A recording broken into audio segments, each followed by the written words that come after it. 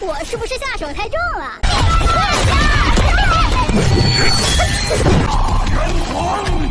狩猎是我最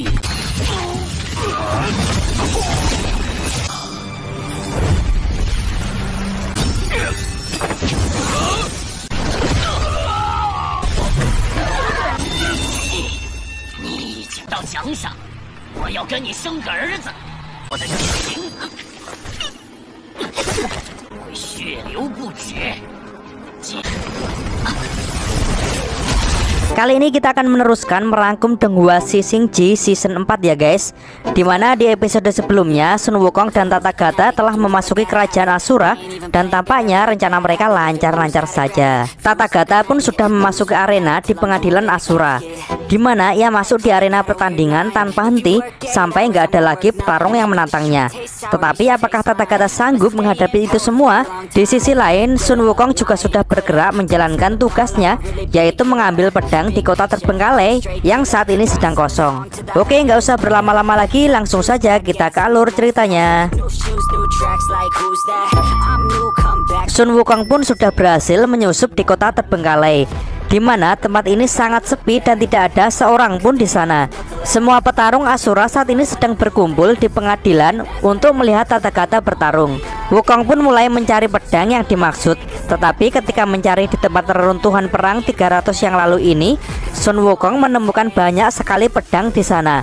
Sehingga ia pun bingung karena Tathagata tidak menjelaskan ciri-ciri pedang kaisar yang akan diambilnya. Sun Wukong lalu asal ambil beberapa pedang saja, dan ketika ia sibuk dengan barang bawaannya, tiba-tiba ada kilatan cahaya petir yang membentuk bayangan pedang. Dan akhirnya mata Sun Wukong pun tertuju pada satu pedang yang tertancap di atas yang berwarna emas dan beda dengan pedang-pedang lain. Sehingga ia pun yakin bahwa itulah pedang yang dimaksud. Ia pun langsung bergegas mengambilnya. Tetapi tiba-tiba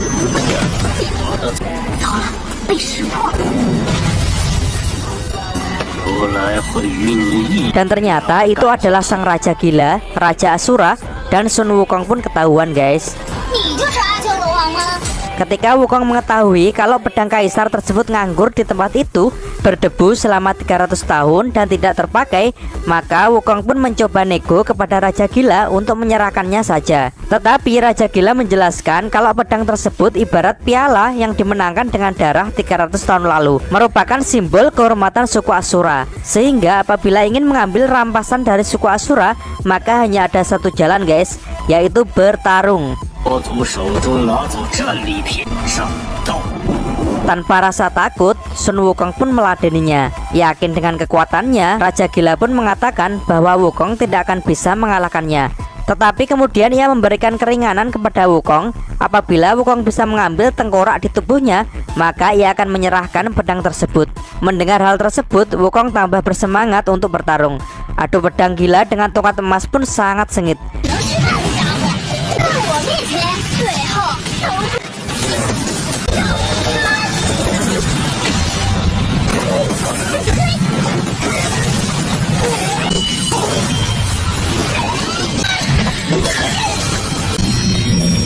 Tetapi tiba-tiba tubuh Wukong terkena pedang gila hingga tubuhnya terpisah.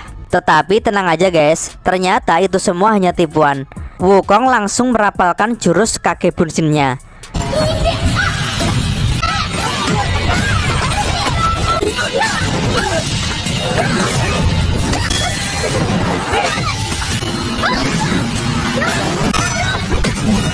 Walaupun Raja Gila sedikit kewalahan menghadapi tubuh Wukong yang banyak itu, tetapi tetap saja ia masih bisa menghadangnya.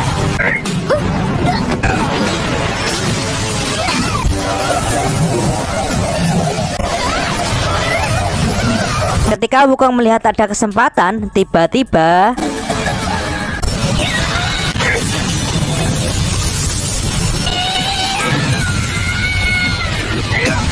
tampaknya tongkat sakti raksasa Wukong berhasil memojokkan Raja Gila.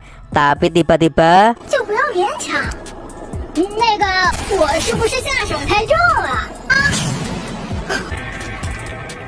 Dengan jurus pedang kacau yang tak terlihat tersebut, keadaan menjadi berbalik. Wukong menjadi kewalahan hingga akhirnya tubuhnya berubah menjadi wujud aslinya, yaitu kera raksasa.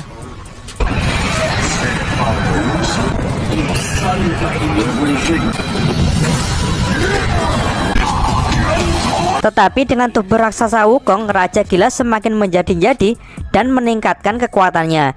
Dengan tebasan-tebasan yang dilancarkannya, membuat kera raksasa tersebut terpental.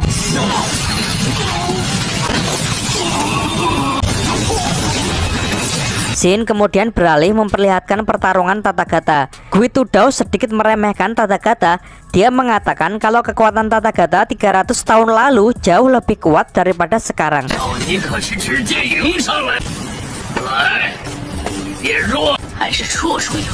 Mendengar hal itu, Tathagata pun sedikit terpancing untuk meningkatkan kekuatannya.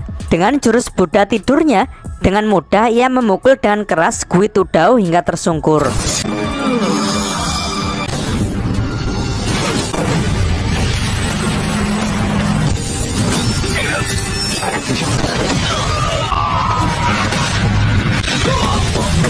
Tentu semua orang kaget dengan serangan Tathagata barusan, termasuk Guitudao. Ketika melihat anak laki-lakinya yang menyemangati dia dari tribun penonton, dengan susah payah ia berusaha bangkit.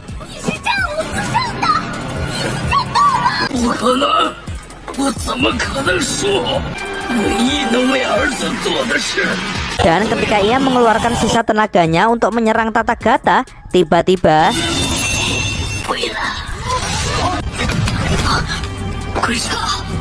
setelah membunuh Guitudao, Guisa pun langsung sesumbar. Ia yang merasa dirinya lebih kuat dari Guitudao mengatasnamakan harga diri suku Asura bahwa yang lemah seperti Guitudao tidak pantas menjadi pejuang kelas 1. Guisa merasa lebih sanggup untuk mengalahkan Tathagata, sehingga ia pun memprovokasi para penonton agar mendukung dirinya. Dan dia juga bertanggung jawab, anak Guitudao akan diasuhnya. Tetapi kemudian ia juga menuntut hadiah. Jika dia berhasil mengalahkan Tathagata, maka ia ingin mempunyai anak dengan Huji. Wah, lancang banget ya guys. Di situ kemudian Tathagata pun meminta izin untuk bicara. Dia menilai kalau terlalu mengagungkan kemenangan itu hanya akan mengakibatkan kematian. Maka dari itu, sebagai kehidupan berbangsa dan bernegara, suku Asura selayaknya harus saling menghormati dan tidak menindas yang lemah. Karena sejatinya orang yang kuat adalah orang yang bisa menghormati yang lebih lemah. Mendengar ceramah Tathagata, sebenarnya semua orang setuju dan di dalam hatinya sadar bahwa perkataan Tathagata benar adanya. Tetapi mereka terlanjur berprinsip ala negeri Asura, di mana yang kuat bisa menindas yang lemah. Gak banyak cincong, Guisa pun langsung mengajak Tathagata untuk bertarung. Dia sesumbar bahwa dia sudah mengetahui trik Tathagata dalam bertarung, yaitu mengamati kekuatan musuh dan kemudian melakukan serangan balik. Ia langsung merilis jiwa petarungnya dan mengeluarkan jurus tebasan belati haus darah.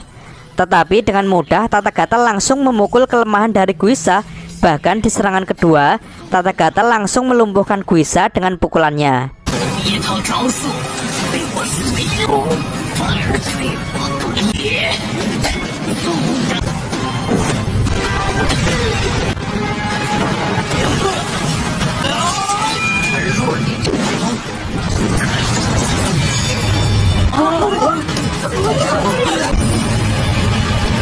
Semua orang pun kaget melihat Guisa kalah begitu cepat. Tetapi tiba-tiba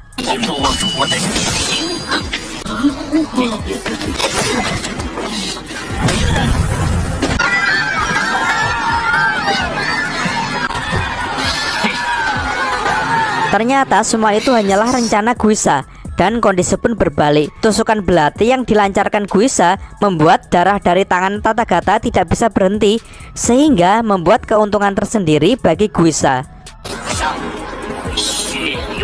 Ia pun langsung menyerang Tathagata dengan sangat agresif, hingga kemudian ia mengeluarkan jurus yang mengerikan, yaitu formasi kapak pelahap jiwa.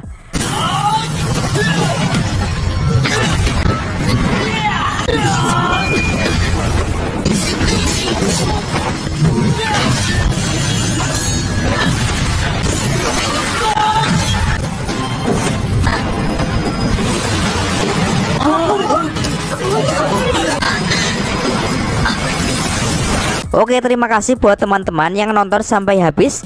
Semoga alur cerita kali ini membuat kalian terhibur ya guys. Jangan lupa untuk terus dukung channel ini agar semakin berkembang ya. Dan sampai jumpa di episode selanjutnya.